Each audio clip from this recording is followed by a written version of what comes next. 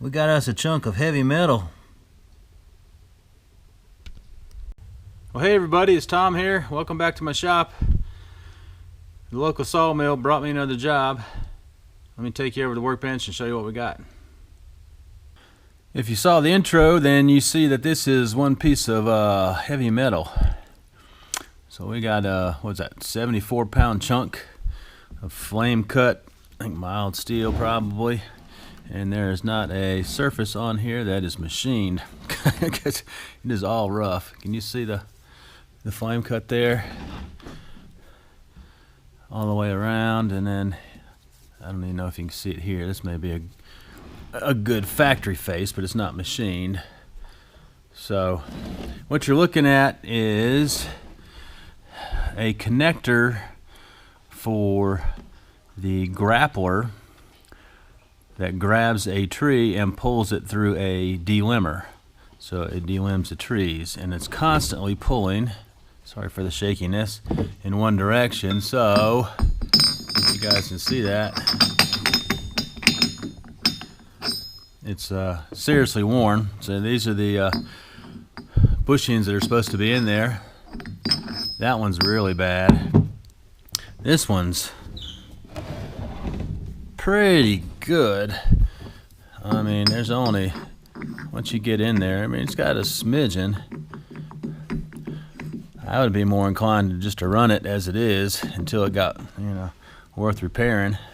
But it's here at the shop, so I guess we'll do both.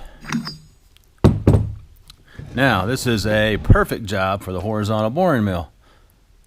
But as you see, my boring mill is in the same state it was when it came in July. Hadn't had a chance to do anything with it because it was going to be the winter project. Get it cleaned up, you know, torn down, inspect parts, you know, repair what we need to repair, because you know the lead screw is in really bad shape. I have wired it up, powered it up, and played with the controls just a little bit, try to learn it, but you know, it's nowhere near ready to make parts. So the job that the sawmill brought me is just a little too early. Now this comes with some challenges because both holes are pretty darn deep. They're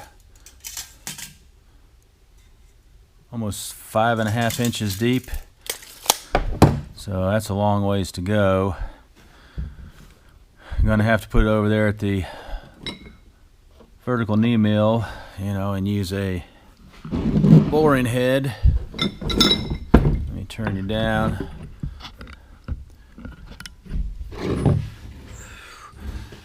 And we got obviously bore almost 6 inches, so that's a lot of stick out for a boring bar. This is the longest boring bar I had in my normal boring bar set. This is 3/4 inch holes, 3-inch boring head. So, you know, just don't have enough reach with this. So I picked up a regular lathe boring bar from Shaw's, and I figure what we'll do is we'll have to use this, you know, we'll cut it down to you know, the length we need. Obviously we don't need this much stick out, but we just need basically 6 inches from the tip of the carbide, you know, to here. There's going to be some deflection, I'm thinking. So what I may do, I've got this old boring bar that's 3/4 inch diameter, is put that in there too, and then I can weld up it here a support, and hopefully that would increase the rigidity and we can actually get a straight bore. So that's what I'm kind of thinking about doing. So I'm gonna go take this over to the welding area and get these holes welded up enough, and then you guys can meet me over at the mill. Here's my setup. Shouldn't move. I've got 1, 2, 3 blocks underneath it, so we can go all the way through, and got it centered up the best I can. Basically split the difference, you know, in this direction, and also this grease fitting here for this bore seems to be right there in the middle. So take my square, and then you look down. We are about right there on that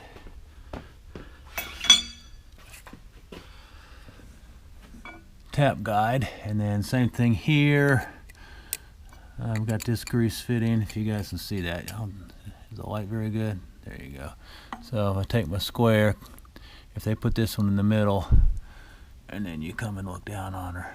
So, and then just a sanity check. She looks like she's right there in the middle where she should be. So thank goodness I've got an Excello mill and not a Bridgeport clone, because that would make this a nightmare, because the quill travel is only 5 inches on those machines, but on the Excello I've got 6 inches of travel. So that's a blessing. Now we can go all the way through, so that helps. Let me get the boring head set up and see what the how far I gotta bring it in, see what the highest point is on the weld, and we'll just start trying to get that hole round.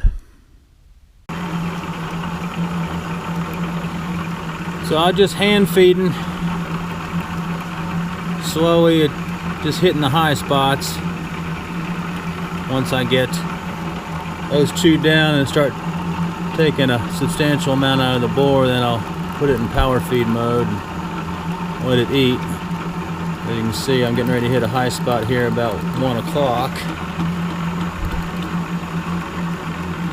Probably ought to hear it. There she is. And then I've got a bunch down the bottom, of course.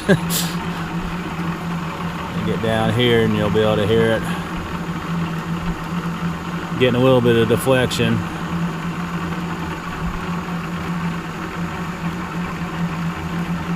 Once I can change the bar out to the outer hole, then I'll add that center bar, and that should help. There we go, see? Now we can start knocking them high spots.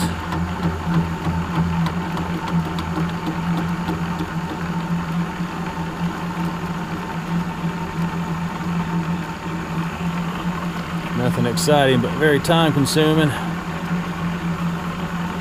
Got another one down here in the bottom. That's what's been slowing me down.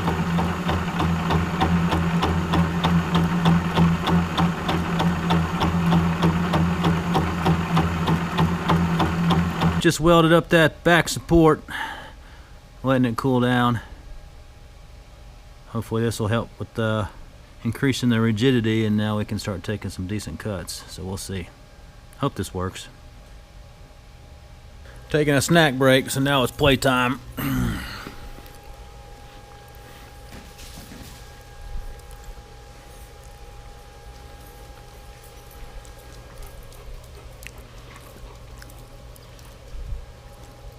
Say hey to everybody on YouTube, buddy. They love seeing Mr. Chaos. You make me work for it. Of course. Alright, airmail. This one's going along. Ready? Pew!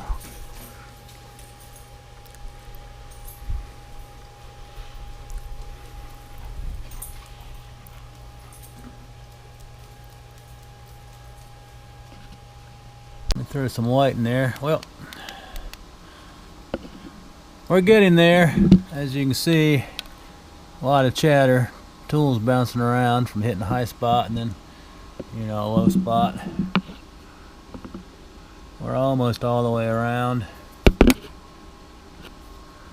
Got at least another 150 thou to go per side, about 300 total. So I think she's going to clean up. I won't have any low voids, so that'll be good. But this is slow and painful. I don't think I'm going to take this job on again. If it wasn't 5.5 inches deep, it would probably be a little bit better. But you know, this is a good customer, so I'm trying to do him a favor. But it's not doing me a favor, that's for sure. So far, this tool's holding up pretty good. Corner of the insert's still good, looks like. I'll keep at it. Well, just finished up. We are where we need to be for a good fit. Gonna put a face mill in since we got it. Clean this face up, and then flip her over and do the same thing. And then we'll get that sleeve in.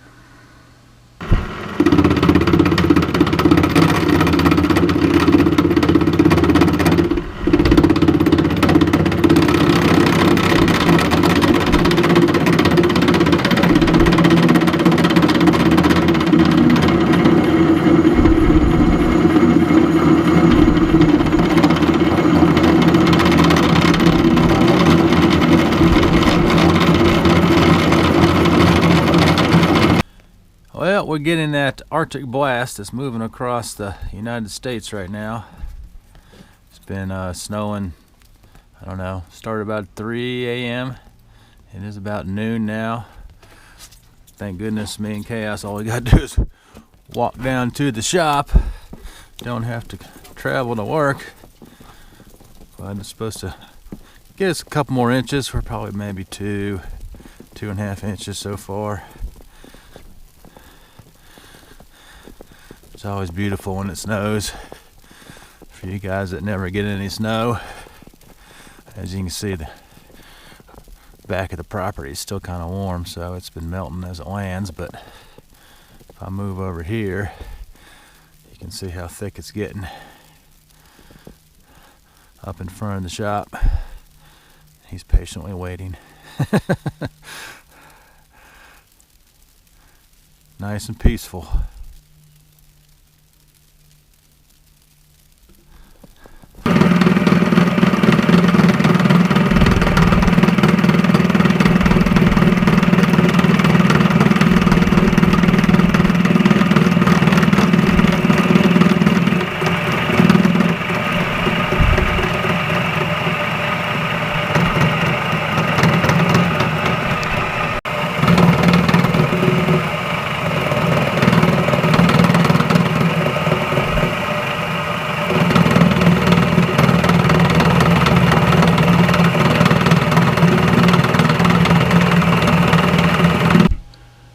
Trying to get it straight so it'll press in.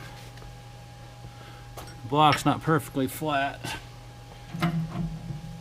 Having to tap it around and this, that, and the other.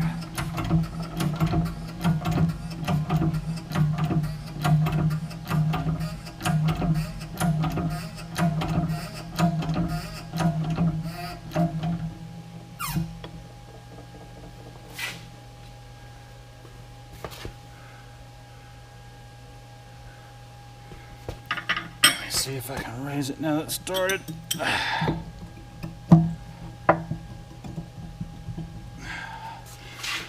You're supposed to be going in straight.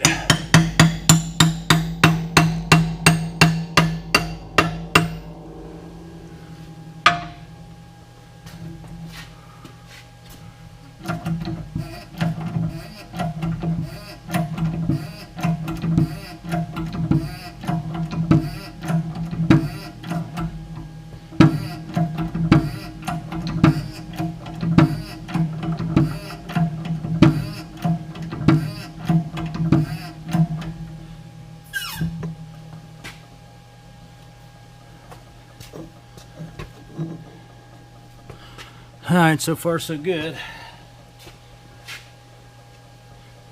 Got about a 1/4 thou press fit, a little more than I wanted. Did put it outside. Don't know if that helped any or not.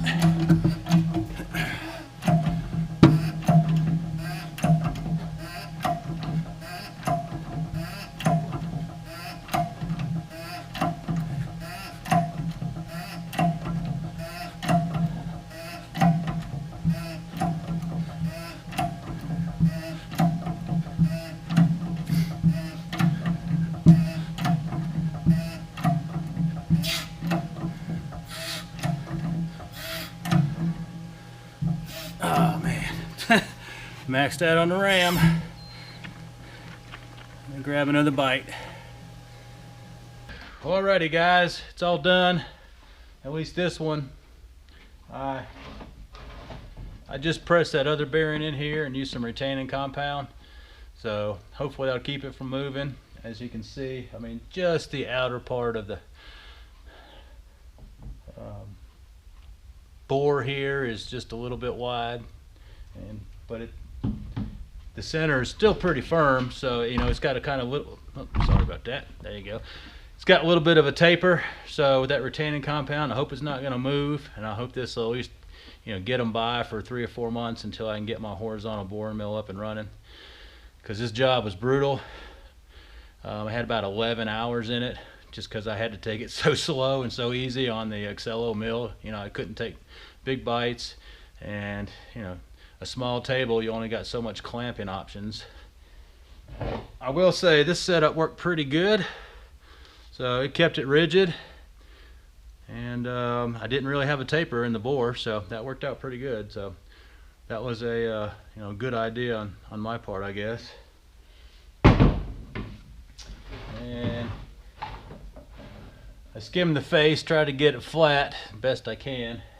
I didn't want to take off too much, because otherwise the sleeve would be protruding. This is the bottom of the hole that we were boring. So as you can see, I was just shy of a little bit of weld right there, but that's about it. So the weld buildup worked out pretty good. You know, you just got to kind of have to guess when you're doing it by hand. So I'll call the customer, let them know this is ready, and you know, I know he wanted me to get it done, so that's why we did it the way we did. But if I have any more future jobs like this, I'm just going to turn them down until I get the boring mill up and running. I mean, you know, it doesn't make sense to go through all that work on my part. You know, it's tough on the spindle bearings, and also, you know, it costs the customer twice as much in labor. So with winter here, things will slow down in the shop. I can actually start on the boring mill, so it's top on the list, let me tell you. But you know, with paid work coming in, I'm going to take it, so it's just sitting there. Anyways, I hope you guys enjoyed this content. If you're new to the channel, hey, I appreciate you subscribing and hanging out with me. To all my old subscribers, thank you for hanging out with me, and thumbs up are always appreciated. I love you guys' comments and suggestions, and we'll catch you on the next video. All right, bye.